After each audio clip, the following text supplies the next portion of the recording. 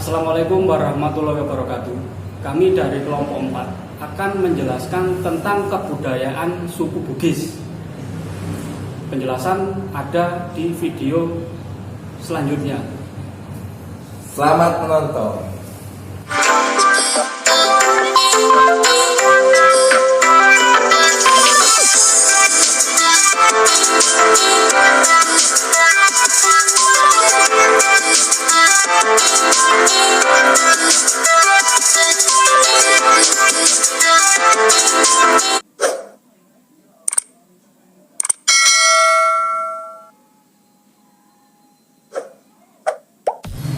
Suku Bugis asal sejarah perkembangan budaya dan kesenian. Suku Bugis adalah kelompok etnis yang menempati wilayah Sulawesi Selatan. Selain penduduk asli Sulawesi Selatan, pendatang Melayu dan Minangkabau yang menerangkan ke wilayah sejak abad ke-15 juga dikategorikan masuk ke dalam kelompok etnis suku Bugis. Selain Sulawesi Selatan, orang Bugis juga tersebar di beberapa wilayah lain, antara lain Sulawesi Tengah, Sulawesi Tenggara, Kalimantan Timur, Kalimantan Selatan, Papua, Jambi, Riau, Kepulauan Seribu, dan DKI Jakarta. Suku Bugis memiliki jiwa merantau.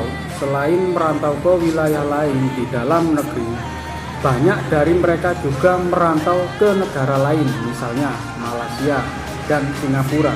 Suku Bugis yang merantau tersebut kemudian menetap dan beranak pianak di negara tujuan. Asal-usul suku Bugis. Nenek moyang suku Bugis berasal dari suku Melayu, Deuteru atau Melayu Muda. Kelompok etnis ini masuk ke tanah air melalui daratan Asia, yaitu semenanjung Yunan. Nama Bugis berasal dari kota Tougi yang berarti orang Bugis. Ugi merujuk pada raja pertama dari kerajaan Cina yang ada di Panama, Kabupaten Wajo. Raja tersebut bernama Lasatu Ugi.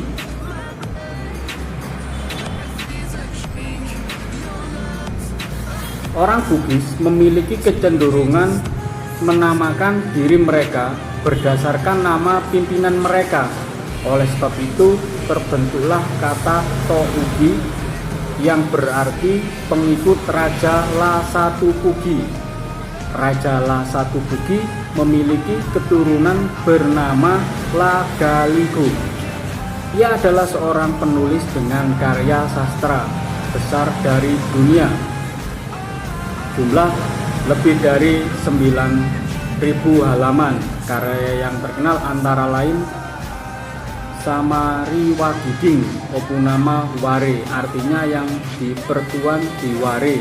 Karya ini berisi tentang tradisi masyarakat Bugis. Perkembangan suku Bugis. Kelompok etnis Bugis mengalami perkembangan dan membentuk beberapa kerajaan. Beberapa kerajaan pada masa Bugis klasik diantaranya adalah Kerajaan Bone, Wajo, Luwu, Tupa, Sopoeng, Sawito, Cidenreng, dan Rapang. Kelompok masyarakat ini membentuk bahasa beserta aksaranya, kebudayaan dan pemerintahan sendiri. Sejarah kerajaan suku Bugis. Kerajaan tertua di Sulawesi Selatan adalah Kedatuan Luwu. Kerajaan ini menjadi asal dari kerajaan-kerajaan lain di Sulawesi Selatan yang kemudian menjadi kerajaan-kerajaan besar seperti Kerajaan Bone dan Kerajaan Goa. Selain dua kerajaan besar tersebut, ada pula Kerajaan Mandar, Rapang, Cidenreng, Wajo, dan Sopeng. Secara ekonomi, Kerajaan Luwu sangat kaya. Hal ini karena mereka melakukan industri peleburan biji besi yang kemudian dibawa ke Malangke, dataran pantai tengah.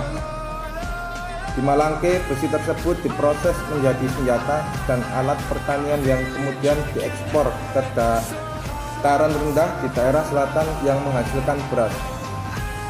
Industri peleburan biji besi tersebut membuat kerajaan Luwu menjadi kaya. Di abad ke-14, Luwu telah menjadi kerajaan yang ditakuti, terutama di bagian selatan, semenanjung barat, daya, dan tenggara. Kekuasaan Luwu mulai memudar pada abad ke-16. Hal ini disebabkan karena kekuatan kerajaan agraris di selatan yang meningkat. Pada abad ke-19, kerajaan Luwu juga termasuk negara kecil.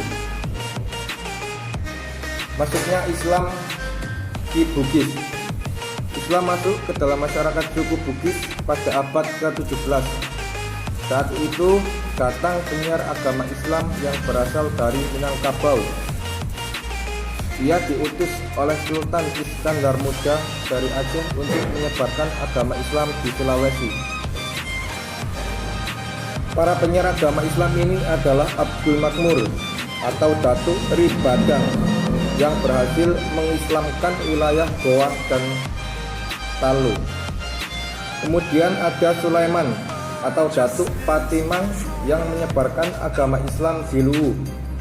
Selanjutnya yang berakhir adalah Nurdin Aryani atau Datuk Ri Tiro yang menyiarkan agama Islam di Bulukumba. Ketiganya mengemban tugas yang sulit di tengah masyarakat. Sulawesi erat menganut tradisi lokal. Oleh karena itu, keberhasilan ketiganya dianggap luar biasa. Masa pemerintahan kolonial Belanda. Pada pertengahan abad ke-17, VOC masuk ke Sulawesi Selatan. Kedatangan mereka mendapat perlawanan dari kerajaan Goa. Pertempuran pun tak dapat dielakkan dan terjadi dalam beberapa kali.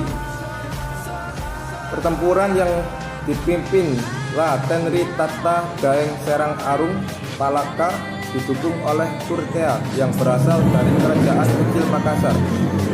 Kerajaan Makassar sebelumnya adalah pemberontak dari Goa. Namun karena kedatangan VOC, mereka kemudian bersatu.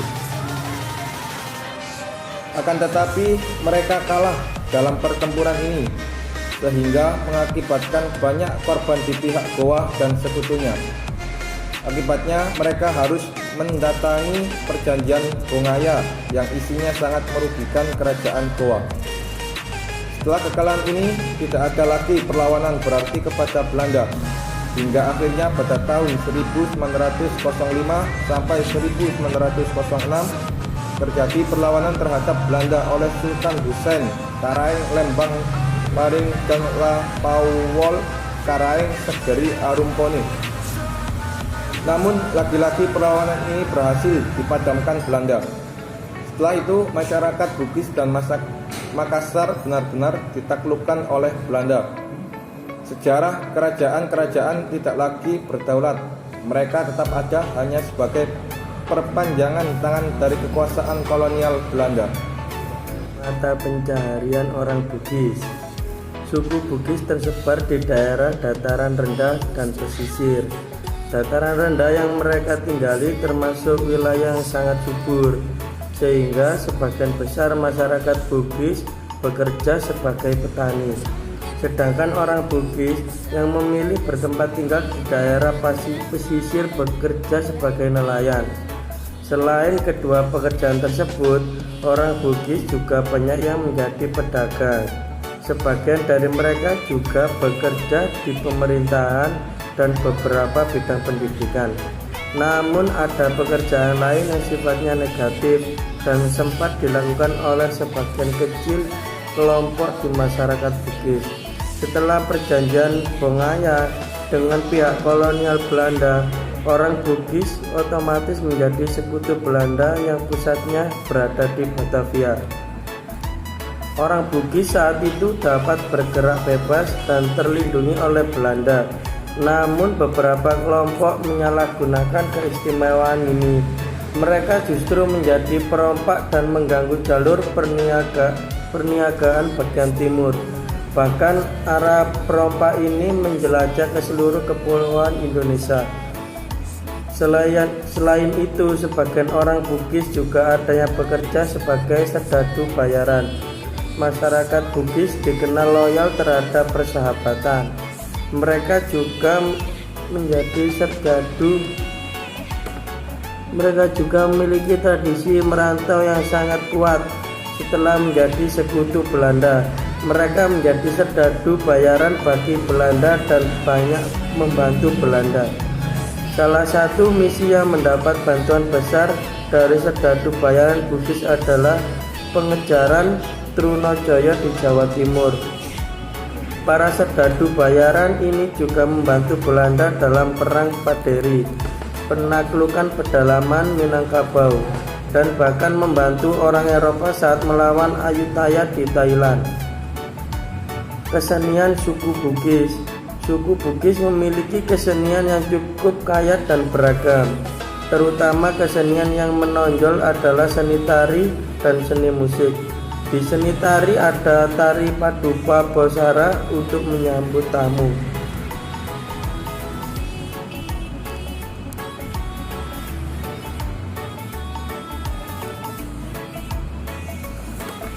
Tarian ini dilakukan sebagai bentuk penghargaan dan rasa terima kasih pada para tamu atas kedatangan mereka. Ada juga tari Pakarena yang berarti main. Pakarena awalnya hanya ditarikan di kerajaan dan merupakan pencerminan sifat lemah lembut dan sopan santun seorang wanita. Tari Mak Badong adalah tarian yang ditampilkan saat upacara kematian. Para penari akan mengenakan pakaian berwarna hitam dan mengaitkan jari kelingking mereka sambil membentuk lingkaran. Ada pula tari Pagelu untuk menyambut seseorang yang baru pulang dari berperang. Sementara itu, tari kipas ditarikan dengan gerakan lemah lembut walau diiringi musik yang bertempo cepat. Terima kasih telah menyimak video dari kelompok 4. Kurang lebihnya tolong dimaklumi. Terima kasih. Assalamualaikum warahmatullahi wabarakatuh.